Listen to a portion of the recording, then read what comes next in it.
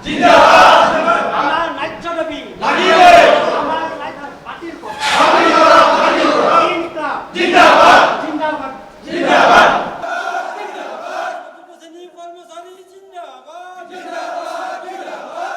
আপোনালোকে দেখিছে আমাৰ চতুৰ্থ শ্ৰেণীৰ কৰ্মচাৰী বিশেষকৈ স্কুলত চতুৰ্থ শ্ৰেণীসকলক যিটো কম্পিউটাৰ ৰখাৰ যিটো নিৰ্দেশ দিছে ডিৰেক্টৰৰ পৰা একদম IS-ৰ পৰা প্ৰধান শিক্ষকৰ পৰা চিৰিয়েলি।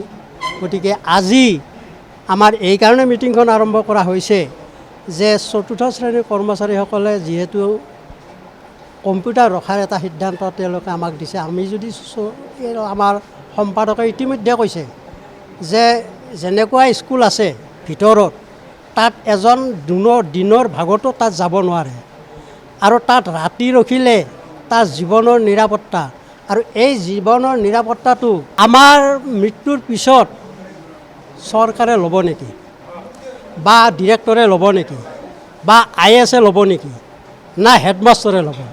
আমাৰ এইটো এটা প্ৰশ্ন হৈছে। গতিকে আজি এই প্ৰশ্নখিনিৰ উত্তৰ কেনেদৰে দিয়ে আজি আমি এই বিষয়টো আলোচনা কৰিছোঁ। নলবাৰী জিলাৰ চতুৰ্থ শ্ৰেণীৰ কৰ্মচাৰীখিনি ইয়াত আমি একগোট হৈছোঁ এটা বিশেষ কাৰণত। তাৰমানে আমাক মিছন ডিৰেক্টৰ সমগ্ৰ অসমৰ মিছন ডিৰেক্টৰে এটা আমাক নিৰ্দেশ দিছে যে স্কুলৰ চতুৰ্থ শ্ৰেণীৰ কৰ্মচাৰীখিনিয়ে ৰাতি নাইট ডিউটি কৰিব লাগিব। গতিকে ইয়াৰ আমি তীব্ৰ বিৰোধিতা কৰিছোঁ। কোনোপধ্যে আমি এইটো মানি ল'ব নোৱাৰোঁ। গতিকে আমি দুৰ্ঘৰ আন্দোলন কৰিম, আমি ৰাজপথলৈ ওলাই আহিম, যদি লাগে আমি কেছ কৰিম, আমি আইনৰ ওচৰলৈ যাম। তথাপিতো আমি এইটো কোনোপধ্যে আমি এইটো মানি লোৱা নহ'ব। আমি আজি মিটিং কৰিলোঁ, মিটিঙত আমি বিভিন্ন সিদ্ধান্ত লোৱা হৈছে। এই সিদ্ধান্তবিলাক আমি আমাৰ IS মহোদয়ৰ ওচৰলৈ দিম, মুখ্যমন্ত্ৰীৰ ওচৰলৈ দিম, বাকী আমাৰ মিছন ডিৰেক্টৰ যিটো সমগ্ৰ মিছন ডিৰেক্টৰ অফিচ তালৈকে আমি প্ৰেৰণ কৰিম। যে আমাৰ আজি সমস্যা হৈছে যে আমাৰ নলবাৰী জিলা নহয় অল অসমত এটা অৰ্ডাৰ ওলাইছে যে আমাৰ চতুৰ্থ শ্ৰেণীৰ কৰ্মচাৰী আৰু অকল তাৰমানে স্কুল বিভাগত যিবিলাক চতুৰ্থ শ্ৰেণীৰ কৰ্মচাৰী আছে তেওঁলোকৰ যেতিয়া ডিউটি দিছে যে নাইট ডিউটি কৰিব লাগে। এখন স্কুলত ইমান ডাঙৰ স্কুল বহল স্কুল ভিতৰত এজন নাট চকীদাৰে কেনেকৈ নাট চকীদাৰ কৰিব পাৰে?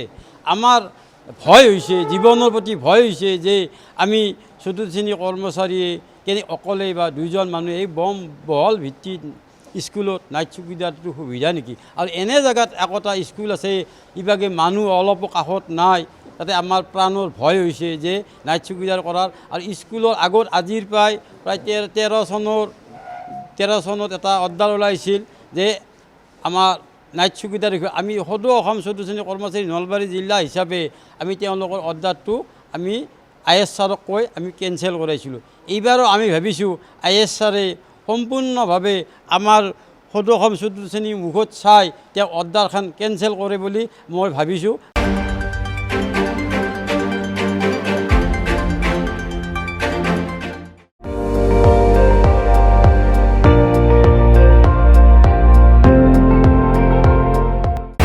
আপুনি চাই আছে ND24 সৰ্বশ্ৰেষ্ঠ নহয় সৰ্বোত্তমৰ দৌৰ।